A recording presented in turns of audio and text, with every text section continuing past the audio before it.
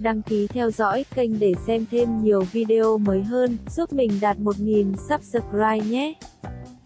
Bán thành Phong Nguyệt sắp khai máy, diễn viên chính Dương Siêu Việt và Đặng Luân, đạo diễn Ngô Cường. Đại ngôn mới của Phạm Băng Băng công bố, coi như sách lược để quay lại giới giải trí của cô ấy đã đạt được những hiệu quả ban đầu. Phạm Băng Băng đã nộp đủ tiền phạt và nhận sự trừng phạt của pháp luật, hiện tại tái xuất cũng là quyền lợi của cô. Lưu Hiểu Khánh trước kia cũng ngồi tù vì chuyện tương tự, cũng thành công tái xuất quay phim.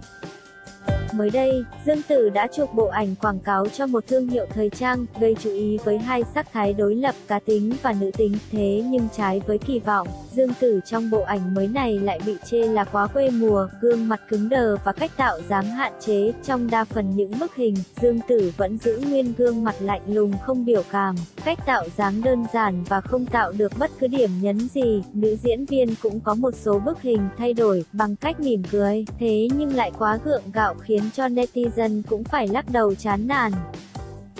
Chỉ mong tình yêu tươi đẹp như lúc ban đầu. Tiêu Chiến, Lý Thạnh.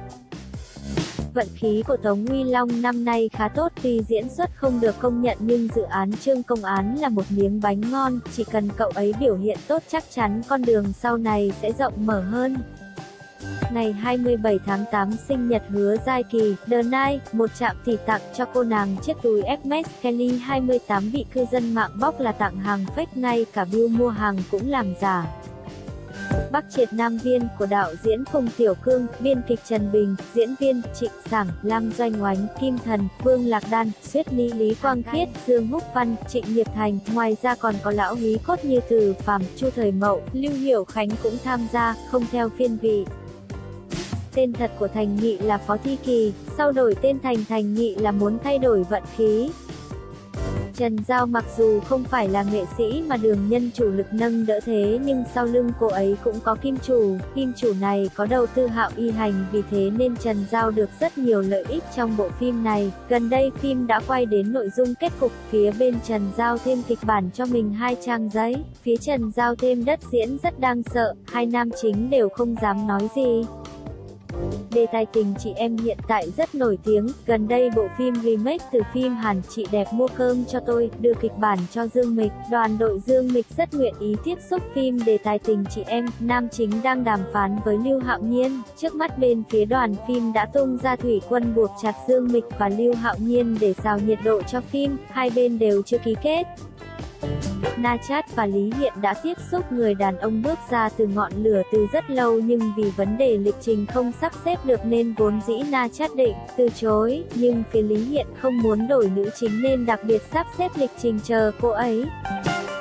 Vương Nhất Bác ở trong show Street Đen đưa ra ý tưởng cho Vương Gia Nhĩ, để anh ấy dùng lồng tiếng quay phim cổ trang. Kết quả là nhà đối thủ của Vương Nhất Bác nắm chặt chuyện này không buông, liên tục chê Vương Nhất Bác không kính nghiệp. Đoàn đội cậu ấy muốn dùng điểm cậu ấy quay phim gần như đều dùng giọng thật để giải quyết chuyện này. Thế nhưng bởi vì đài từ của cậu ấy không phải quá xuất sắc cho nên hiệu quả xử lý không tốt lắm.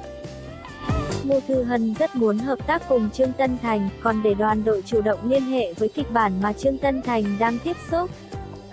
Trần Tinh Húc từ trước đến giờ thường hay kéo đạp những nghệ sĩ nam khác để tạo nhiệt độ cho mình, những nghệ sĩ nam đã từng hợp tác với cậu ấy đều không ai may mắn tránh được cả. Ngoài Lý Dịch Phong thì gần đây đoàn đội Trần Tinh Húc cũng dùng một nhóm thủy quân lớn kéo đạp Lâm Ngạn Tuấn, dùng ảnh đã chỉnh sửa cẩn thận của mình mang đi so sánh với ảnh chưa chỉnh sửa của Lâm Ngạn Tuấn. Bây giờ đoàn phim cũng không hài lòng với việc tạo ra tranh chấp nội bộ của Trần Tinh Húc. Vài năm gần đây, sự nghiệp phát triển của Trần Kiều Ân không được tốt, không nhận được kịch bản nữ chính tốt, đề tài độ thì chiếu đài cạnh tranh rất khốc liệt, phần nửa họ đều chọn nữ diễn viên nội địa tuyến. Một diễn xuất của Trần Kiều Ân được nhưng bị giới hạn ở phim thần tượng, chính kịch thì không tới tay, cũng không có mấy đạo diễn coi trọng cô ấy.